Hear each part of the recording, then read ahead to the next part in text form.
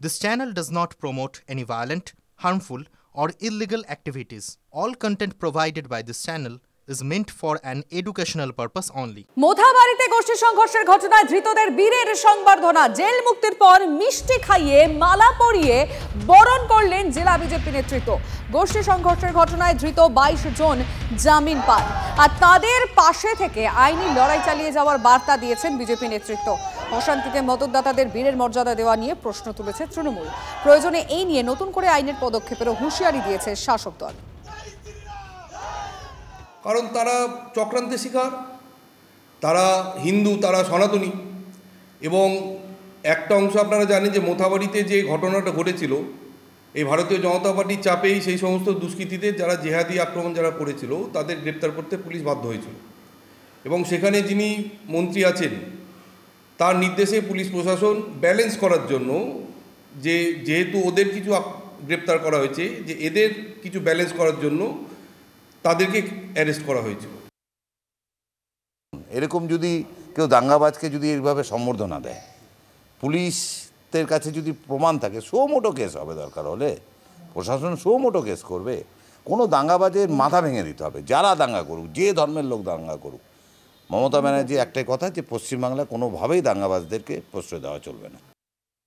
বিতর্ক বাঁধতেই অভিনেতা সৌরভ দাসের সঙ্গে সম্পর্ক ছিন্ন করার কথা জানালো শাসক দল। তৃণমূল সূত্র দাবি দলে যোগ দিলেও অভিনেতার নানা বিতর্কিত কাজের জেরে দল সম্পর্ক ত্যাগ করে। সম্প্রতি বেঙ্গল ফাইলস নামের একটি ছবিতে সৌরভ দাস অভিনয় করেন। কাশ্মীরের সঙ্গে বাংলার তুলনা টেনে বিতর্কিত বার্তা ছিল ওই ছবিতে।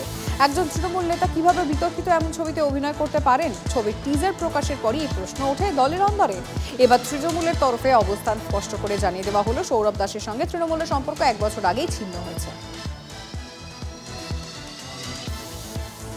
দমদম মাঠকলে পানশালার বাইরে শুট আউট, গুলিবিদ্ধ পানশালার ম্যানেজার পিন্টু রুদ্র আরজিকর হাসপাতালে চিকিৎসাধীন আহত।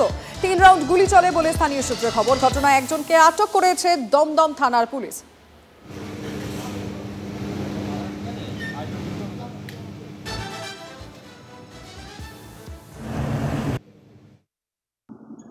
রাতের শহরে ফের শুট আউটের ঘটনা, আর ঘটনাস্থল বেলগড়িয়া এক্সপ্রেসওয়ের মাঠকলে একটি পানশালায়।